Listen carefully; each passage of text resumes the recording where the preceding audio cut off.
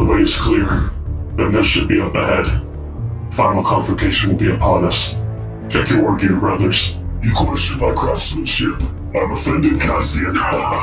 Did not mean it as an insult, Brother Carthian. We're down to only 3 of us. I would not want it to be discovered that at the end of the battle, your weapon is faulty. Have some faith in the machine's spirit, brother. That is what Malcor would have said at the least. And Malcor is dead. Forgive me, there was nothing to forgive, brother. We all grieve his loss. Malcor, unfeeling as he might have been, was one of the finest tech marines I have met in my years of service. You would have appreciated the ones in some way. Sons of Manus usually have little sense of humor, but it does sound quite like him. There is no shame in erring on the side of caution, Cassius. It is understandable given your heraldry. What heraldry? A son of Gilliman shines almost as brightly as the armor he wears. Black Shield you may be, it is clear you adhere to the words of your Primarch, even when so far away. He would be proud of you. He is proud of you. Let us make sure that this not for nothing, brothers. Cassian, courage and honor, brother. Courage and honor.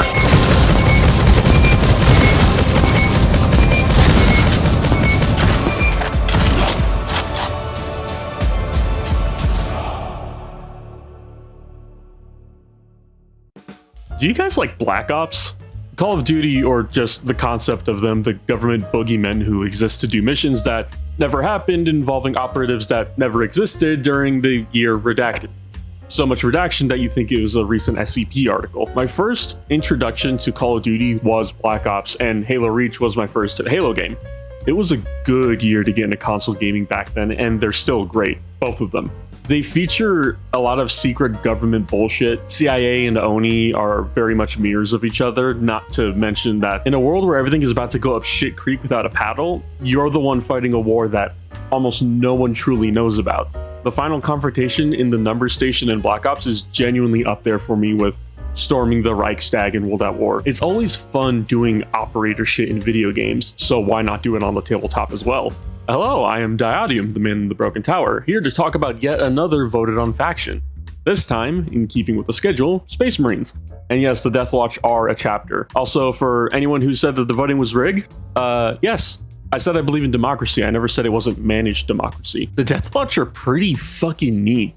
They're actually one of the few Marine chapters where I knew very little about them, and after doing research for this video, yeah, there's not a lot on them.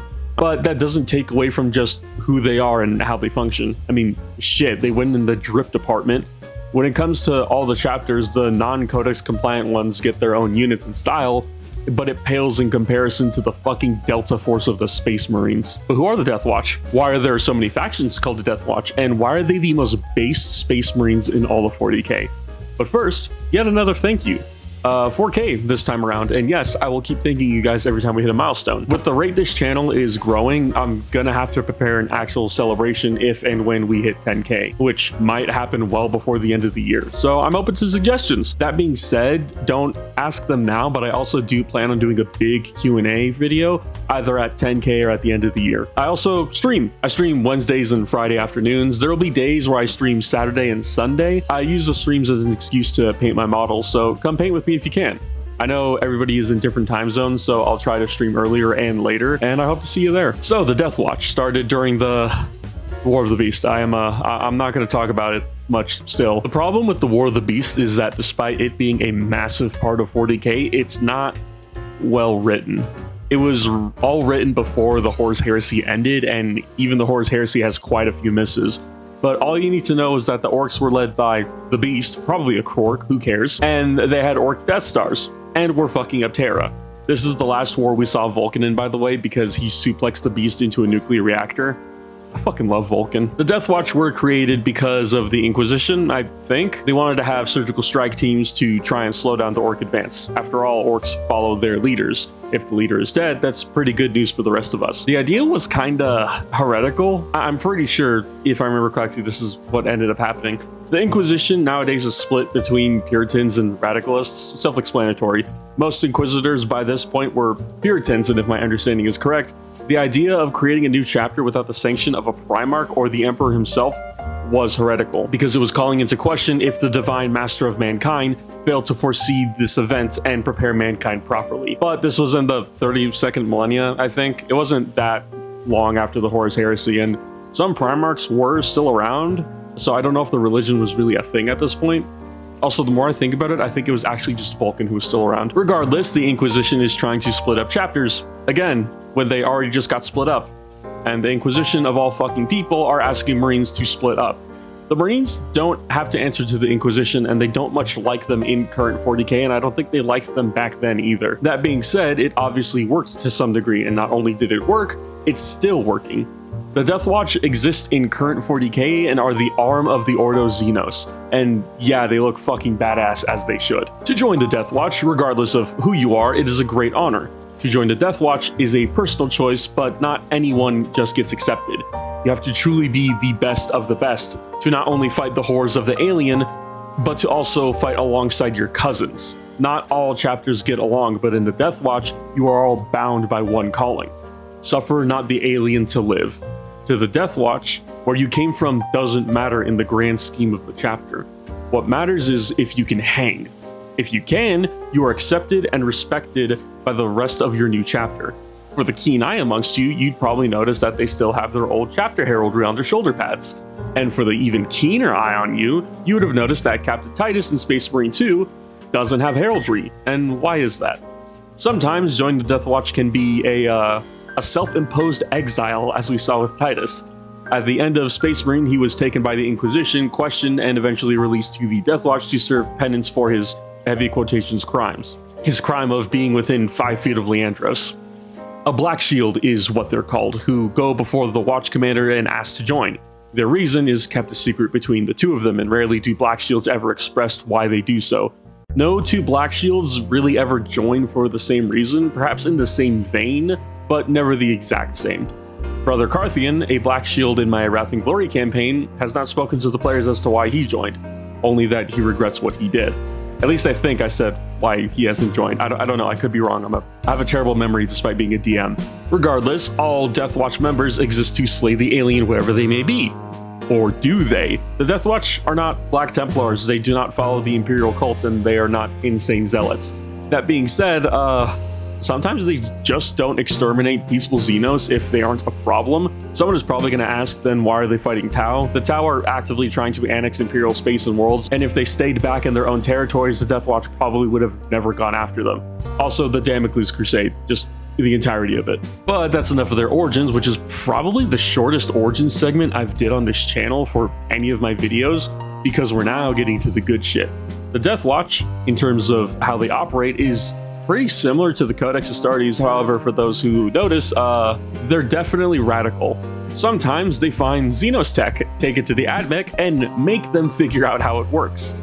I assume they just go to Styges for all their shit because, you know, the Imperium are hypocrites. So, of course, some members of the Deathwatch are wielding Necron tech for blades, and also other tech. It doesn't matter what they have to use so long as it gets the job done. These guys are Delta as fuck. There is no such thing as honor or rules when carrying out engagements on their missions. You get a peek at how they work in the tutorial of Space Marine, and it's pretty sick. Sending a kill team into a hostile invasion to virus bomb the atmosphere in order to just buy a few more hours, even at the cost of an entire kill team. The size of kill teams vary, but it's usually anywhere from a handful of Marines to a decent brick of them. It's never going to be a full army though. They do anything from stealth operations, scorched earth, or just general high value target missions. Every kill team serves a purpose. Not only are the Marines incredibly flexible in their roles, but every Marine is usually from different chapters.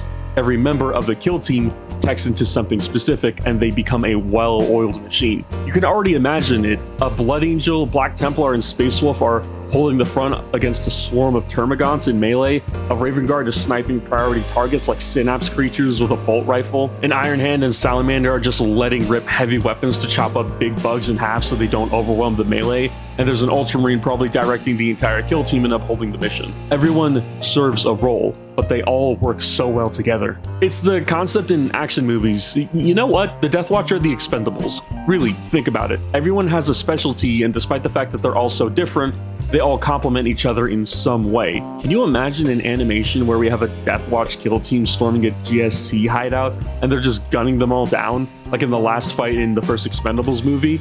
I think that'd be sick. And hell, there's a Deathwatch Terminator in the Astartes 2 trailer. I'm kind of hoping we get some shit involving that. You're probably asking, why am I not talking about Deathwatch characters? And that's because there's not many of them. Okay, that's a lie. There's a list of known characters and it's kind of long, but I don't know many aside from Artemis and my favorite one being Cryon. Artemis is, as far as I know, the Deathwatch main character. He's from the Mortifactors originally, and I don't know much about the Mortifactors, but a lot of people have told me that they're kind of horrifying. I like Cryon because he's a Lamenter's dreadnought with an intense fucking hatred for Xenos. So much that he has gone against Order several times, and his callous disposition has gotten him reprimanded by his brothers and butted heads with them constantly. But even despite all of that, even when the Lamenters were wiped out and all that remained was him, and he was a bitter asshole, the Deathwatch were his brothers. And when push came to shove, they never left him behind. There's a lot of camaraderie and brother-in-arms type shit in 40k, and it's even more well shown off in the Deathwatch because, yeah, they only have each other. It's why I went for a semi-audio drama intro for this video rather than a quote, because, like, 4 people are glazing my writing in the comments for these intros, and when I talk about TTRPG stuffs on stream, it's your guys' fault. That's why I'm doing this now. I briefly talked about Deathwatch weaponry, so why don't we talk about their whole armory, or at least most of it, relics and just gear in general. The Remembrance Shield is a decorative combat shield that bears several gems stolen by the Eldar. The Deathwatch beat Ulthway's ass and stole soul stones and parade them around on a shield because they're assholes. So far, the Eldar have been unsuccessful in trying to recover the stones on the shield and tried their damnedest to kill whoever bears the shield. This is some 50 Cent levels of hater shit. I love it. The Vigil Spear is literally a Custodian Guardian Spear that's carried around by the Watchmaster of the Deathwatch, or a Watchmaster. I forget if there's a Watchmaster or a Grand Watchmaster, I really don't remember. And I mean, it's still pretty sick, just a bolter polearm that can be used to do some crazy anime shit. I mean, we saw one get used in the Warhammer Plus show. Was it Tides? It might have been Tides. It's not anything special normally as we think about it, but the fact that the Deathwatch implemented it into their war gear is actually pretty sick. The Artificer bolt caches are relics. Yes, plural, they have multiple of these, of bolter types that carry programmable ammo like the pistol in Judge Dredd, able to change the round type to fit the situation at hand. As of right now, there are 4 types of ammunition, I believe, that are used in this. The Dragon Bolts, Hellfire rounds, Kraken Bolts, and Vengeance rounds. And what do?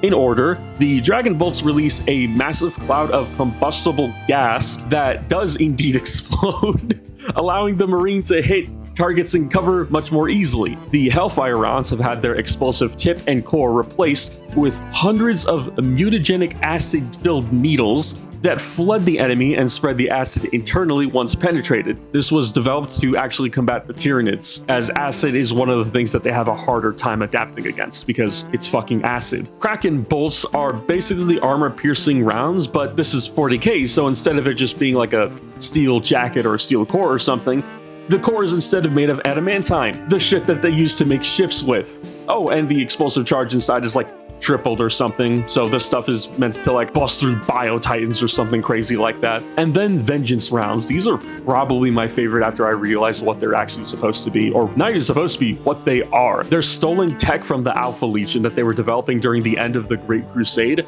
to be used at the drop site massacre. They're specifically designed to penetrate ceramite armor, and the Deathwatch aren't hypocrites, so, you know, they just use this shit. They actually use this, I believe, when in the rare occasion they end up going up against Chaos Space Marines because, well, it's good at punching through ceramite. They also have the Omega Volts. This is less of a relic and more of a thing involving relics. It is located on one of their watch fortress and is kept secret from the rest of the Imperium. It has several chambers and will occasionally open up in a dire time of need. One had a relic bolt gun from, I believe, the Horus Heresy, inscribed on it the deeds of its original wielder and his battle against the traitor legions. Another time, it was just an astropath, I think, who was alive. Nobody knows how long they were locked in the vault for, and they ended up giving the Deathwatch a grave warning to not pursue a certain section of space before croaking on the spot then and there. And then another time, 2 Inquisitors just showed up to the vaults.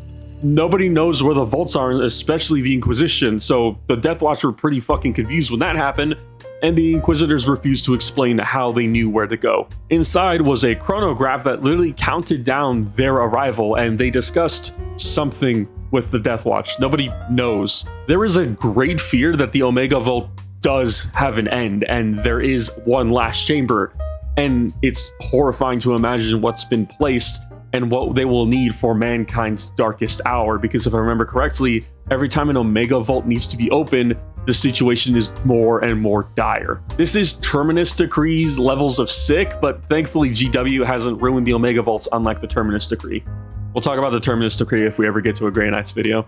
I guess I got a few more relics and items. A Xenophase blade is literally Necron tech, if it wasn't obvious. The Deathwatch are perfectly fine with using the weapons of the enemies against them, and even Kaldis assassins actually have them as well.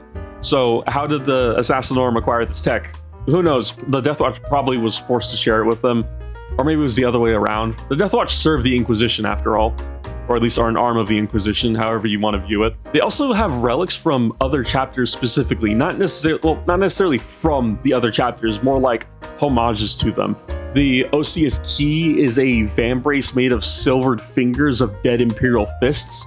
The Red Dawn is a power axe that emits a scarlet glow that cuts through the enemy like butter, and it's from a Blood Angel successor chapter, and probably my favorite is Gatemaker. It is a relic combi melta that is described as peerless. The melta-gun on it is so strong that it is literally able to blast gate-sized holes through bunkers, and we're talking 40k bunkers, not real life bunkers where it's just concrete. We're talking about reinforced stuff. I wanted to talk about the Deathwatch because something unfortunate is actually happening to them right now. They're kind of getting legends in 40k. They almost lost their entire faction and nearly got folded into Agents of the Imperium entirely, which historically has never been a real faction. It's just an excuse to soup things into your army. A lot of Deathwatch kits are Firstborn, and Firstborn are on their way out in 40k, whether people like it or not. And the Deathwatch are slowly being whittled away, and that fucking sucks. In terms of who and what they are some of the most badass Marines to exist in all of 40k. There are only 1,000 of them, assumedly, and they are peerless veterans, and their range is already incredibly short.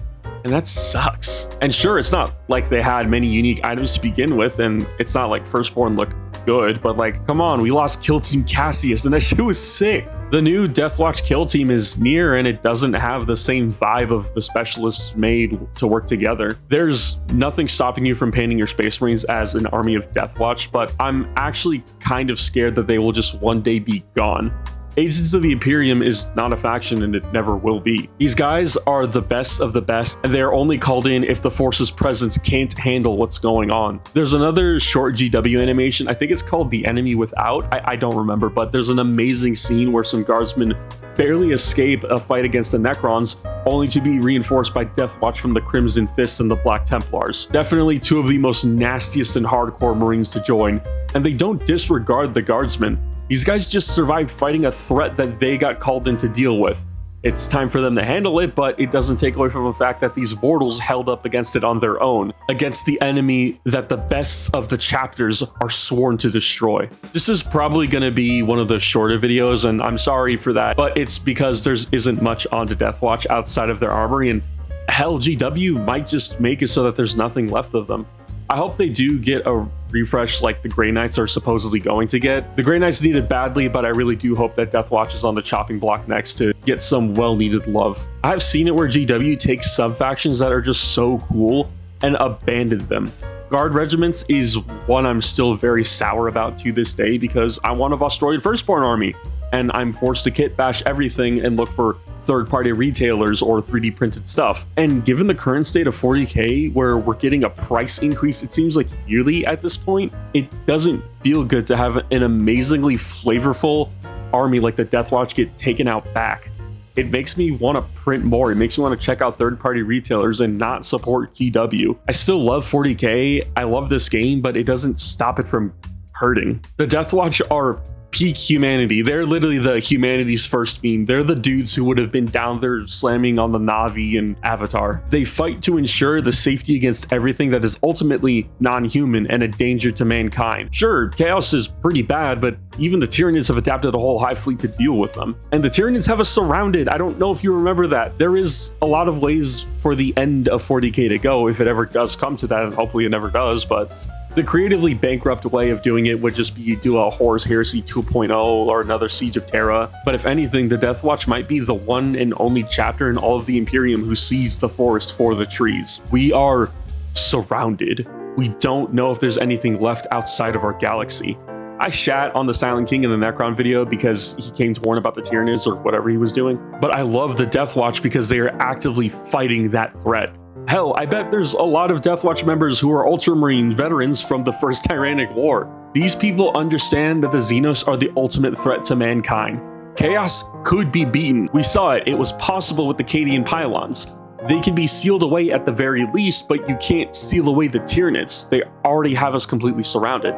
This is a battle that we cannot avoid, and we will one day have to take it on. And it's the one that will be held at the front by the angels who wear black and silver. It's a quote from Hell's Reach, a story that I will have to give great reverence for when we eventually reach the Black Templars. I see it in the creature's eyes. Defeat is pain. Its nerves may be dead to torment, but whatever passes for its soul knows how to suffer. To be at the enemy's mercy. Look at its face, brother. See how it dies in agony because we are here to watch such a shameful end.